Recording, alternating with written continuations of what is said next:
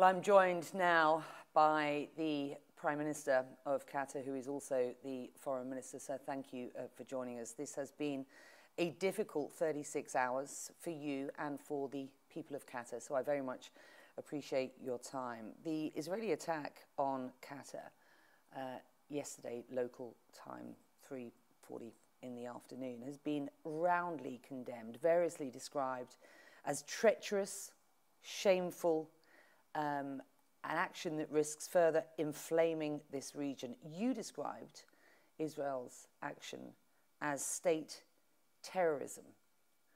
What do you make of the timing of the attack? Well, look, first of all, Becky, I think that if we look at the pattern of Netanyahu's action since the war started after October 7th, it's been like in a very systematic way trying to undermine any chance of stability, any chance of peace, and any chance of retrieving his own hostages. And these attempts, like we witnessed them in many occasions throughout the negotiations. Now, when we reached to a very critical moment that he claims that, according to his intelligence, which is something like very publicly known for everyone, that I was meeting with the leadership of Hamas. Hamas leadership are discussing, the negotiation team are discussing the proposal of President Trump during that time. This was Monday, this week. Actually, everything about the meeting is very well known for the Israelis and for the Americans. And this is nothing. It's not something that we are hiding, or as some marginal people are saying, harboring or whatever. We have to go back to the origins. Now, the attack that happened on Qatar territory, it's happened on our sovereignty. This is number one. Number two, Qatar is a mediator that's been mediating many conflicts. Qatar, when Hamas office was established, was done with coordination, request by the Americans, by the Israelis. They've been using it as a communication channel for them, for Gaza, for all those years. And I'm sorry here, any Israeli politician who today is trying to, to portray himself that he's away from this happened under Netanyahu's government, under Bennett government, under Lapid government, under Netanyahu's government again. Any agency says that no, they are not involved. It's not true. Mossad, Shabak, and the Ministry of Defense were involved in that. So there is no justification that this is considered harboring terrorism or whatever. I'm sorry, these reckless claims. Now, does that justify for Netanyahu to come and attack a sovereign nation that hosts a negotiation that discussing a paper that's submitted by the United States? It's not only an undermining for our sovereignty and infringing our sovereignty. It's undermining for the entire negotiation. It's undermining for the U.S. effort. This is the country that's host the CENTCOM. How come we never thought that even like, there is like a very minimum level of manners and ethics? This has crossed it. I mean, honestly, I have no words to express how enraged we are from such an action. If you could describe it in one word, what would that be? This is state terror. That's what I call it. Do you feel betrayed? We are betrayed, yeah. By the US? No, I cannot say it's by the US. The US has expressed in many occasions their support to us. The US, the president, right after the attack, he spoke with His Highness the Emir, and he was very clear that this is unacceptable, and he's not agreeing with such a thing, and he was never informed about it. And the moment he was informed, he asked his official to inform us. Unfortunately, this information came too late, which is 10 minutes after the attack, as I stated yesterday. But when we were dealing with the Israelis as parties, we were thinking that we are dealing with like regular parties. But Netanyahu, he has no limits. Let me drill down a little bit on exactly what has happened here then, because I asked about the timing of this attack, because it came at a very crucial time. You personally met with the chief negotiator for Hamas on Monday evening. You pressed Khalil al-Khaya to get Hamas to respond positively to the latest US initiative for a ceasefire and hostage deal. And your team, as I understand it, then worked through the night on the phone with senior Israeli negotiators. And by Tuesday evening, you were expecting to get a response from Hamas. The Qatari negotiation team would have been together with the Hamas negotiation team, and you're expecting to get a response. Let me ask you, do you believe that response would have been an agreement had this attack not happened an hour and a half before that meeting was supposed to take place? I cannot predict, but what I know that as the meeting that took place with me, between me and the negotiation team from Hamas, I was very clear that there is no positive response on this. I think we are going to run out of chances. And they were promising that this is not their own decision. They have to consult. They have to consult. They have their own structure, and it will take them time. And I told them that you have until Friday. Friday was the time set for me to meet with, together, myself, the Egyptian chief of intelligence, with the participation of Turkish intelligence, with Steve Witkoff, in order to give him a positive response, to find a way forward for this stalemate that we are in the negotiation. And by the way, at the same day, I was meeting one of the hostages' family that morning, the morning of the attack, carrying a message that the families, they are counting on this mediation. They have no other hope for that. And I think that what Netanyahu has done yesterday, he just killed any hope for those hostages. Well, in the past hour, he has doubled down on his position. He has said, and I quote the Israeli Prime Minister here, "I say to Qatar and to all nations who harbor terrorists," his words, not mine, "you either expel them or bring them to justice, because if you don't, we will." Do you take that as a threat of further action here? Well, we don't accept, first of all, such a threat coming from someone like Netanyahu, and he's calling about bring them to justice. He needs to be brought to justice. He's the one who's wanted to the ICC. That's number one. So I think that someone like him trying to lecture the world about the law, he's breaking every law. He broke every international law. He's starving people in Gaza. He's doing all these rogue actions in the entire region. What's next? What's next for him?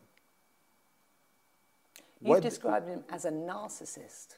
What do you mean by that? Well, I have no other explanation, because the act itself, I mean, the significance of this act, there is no human mind can just absorb it. You know, we were thinking that we are dealing with civilized people. That's the way we are dealing with others.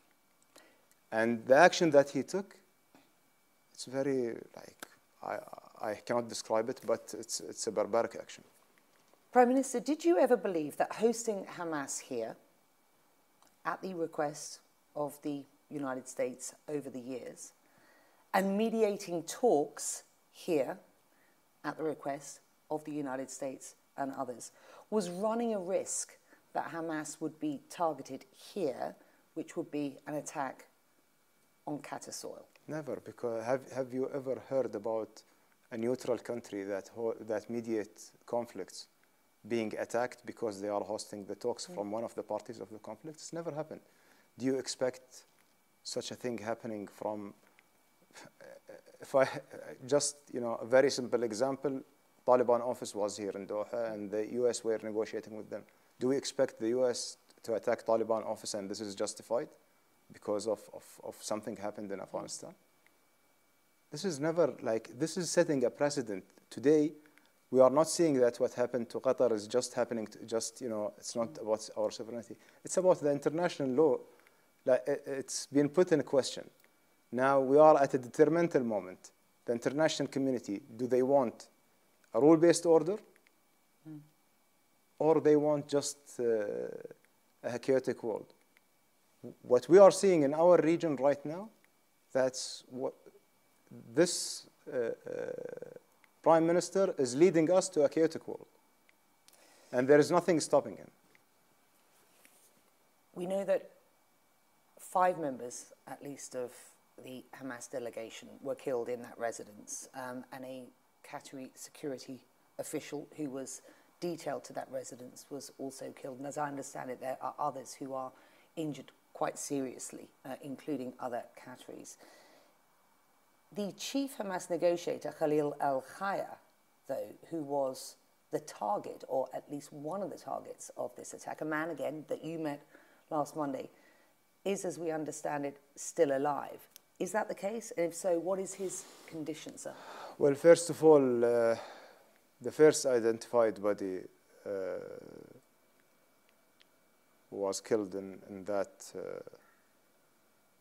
attack was a Qatari officer, 22 years old, who was on duty to protect the facility as any other facilities that we have in Doha. That's number one. Number two, the identified bodies also of the other Palestinian killed, they are staffers who are working with them in Clark's work. These are not high-level members of the Hamas delegation. Were they not there at the time? So, I mean, until now, we are trying to identify if there is any other one missing. There are people who are injured. There are some of them, there are Qataris who are in a severe, in a very dangerous situation. There is another Qatari officer, he's in a very critical position. We pray for him. But I don't know, I mean, like, going back that he is targeting, and this is justifying for him to target, like, if he has something with Hamas or Hamas leaders, justifying that targeting them in another sovereign nation, just compare it to any other act. How do you see the world react for other countries, other states who are conducting an operation on other nations' sovereignty to target someone that they wanted? He has said you either expel them, Hamas, or bring them to justice, because if you don't, we will. We've talked about whether you see that as a threat. Where are the Hamas members right now, and will you shut down their offices? It's a question that has to be asked. And because I want to ask you about the future of these talks at this point. This is actually right now we are reassessing everything about the whole process. We are in a very in a very detailed conversation with the United States government, and we need to understand what will be the way forward, because such a thing is unacceptable. And as I told you, it wasn't for us, it is attack on our sovereignty, it's attack on our nation, but it's an attack on the entire region. Today, the entire GCC region is at risk. GCC is one of the most important allies of the United States in the Middle East. The leaders around the world, everyone is calling us shocked with such an act. If Netanyahu believes that he will never be held accountable, and he continues such a statement by just throwing these statements and threatening countries, I don't know how the world want to deal with it. Our sovereignty, we will protect it, we will defend it to the end. So the future of these talks at this point, not clear. I mean, I don't have an answer for this, because really I don't see, I see a meaningless talk. Right now what we are doing, And I think that been rethinking even about the entire process for the last few weeks, that Netanyahu was just wasting our time. He wasn't serious about anything. What about Khalil al-Khaya and the Hamas delegation there? Were they also wasting your time? Well, actually, look, to be very open, the position that we brought them from to the position that we got on August 18th in Egypt, in Cairo, was far from their initial position. That's number one. Number two, we have to go back to the last ceasefire. The last ceasefire that was brokered by Qatar, US, and Egypt, and guaranteed by those three mediators, supposed to hold the talks on day 16. Israel never showed up for these talks. They broke the ceasefire, and when they became interested in the talks, they came here, and they started to put proposals which was very obvious that Hamas will refuse. So, you know, I will not be in between, you know, the game of tactics of the Israelis or Hamas. I'm at the end of the day, I'm a mediator, I'm a facilitator, I'm trying to facilitate those, so I'm trying to bridge those gaps. And what we see, the progress in the position in August, I think that was significant progress. Unfortunately, Netanyahu declined again, and he never responded to that. And they came up with this new proposal, which also was far away from what was proposed in August, what was accepted in August. And they were asking us to pressure Hamas, and we were pressuring them. And we were progressing toward that direction. I have to ask you again, Khalil al-Khaya, where is he and how is he? Until now, there is no official declaration. Where is he? Do you expect from me to declare today? Can I ask you, are you satisfied with Donald Trump's response? I mean, defense and diplomatic coordination have anchored these close US Qatari ties. You host thousands of US troops here. Washington has designated Qatar a major non-NATO ally. Are you satisfied with Washington's response? I think this is what we heard from the president was a very strong message, reiterating his commitment to the partnership of Qatar, expressing that this is unacceptable to be attacked, and we highly appreciate that. And I think the actions should follow. And right now, I'm following up with all the US officials in order to see what kind of actions can be taken.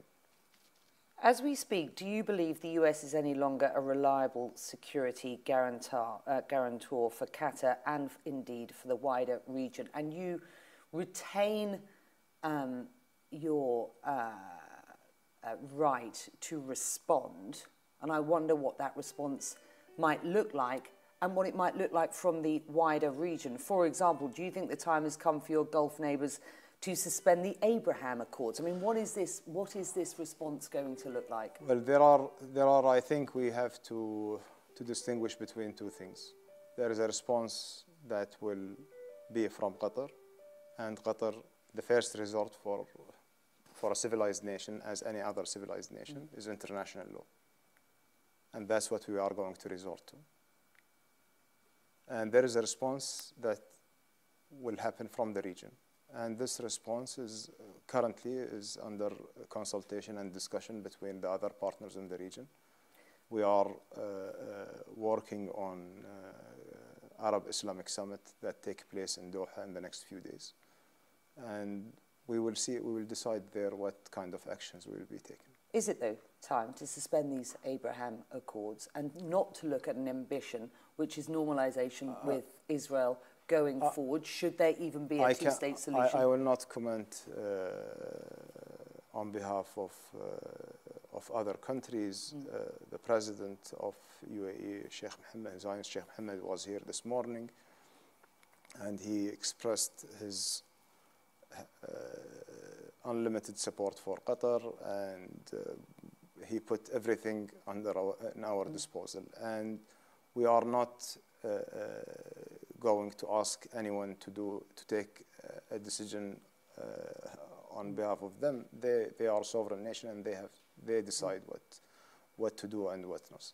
There is a collective response that should happen from the region, and this collective response, we are hoping for something meaningful that deter Israel from continuing this bullying. Last question to you. There is a growing narrative in the region that Benjamin Netanyahu is the biggest threat to this region. Do you share that? Right now, name for me, it's not in the region, name for me any other country in the world that bomb 7 different nations at the same time, bomb ships in the middle of the Mediterranean. You're talking about the Gaza flotilla, of course. Israel hasn't taken responsibility for that. Without being held accountable. What I mentioned yesterday, what Netanyahu is doing, he is leading his country as a rogue state, and this cannot be acceptable for us in the region. If we are talking about a Middle East, that peaceful Middle East, he's claiming that always that he's the one who is threatened. He's the one who is threatening every other nation. None of our nations has represented a threat for him, nor for his people. So why he claims that he's the man of peace while he's doing the opposite? Does the world believe that? I think we are in a very detrimental moment in this region. This gentleman is claiming that he has a message from God, from somewhere, that he will create a greater Israel, and there is a new Middle East that he is shaping. And this GCC became part of his manipulation today. This is a very dangerous precedent. I don't think it's acceptable for anyone. It's not acceptable for us, nor acceptable for any of other GCC nations, and it shouldn't be acceptable for the world. With that, I'm going to leave it there. We thank you very much indeed for joining us. Thank you. Thank you, Becky.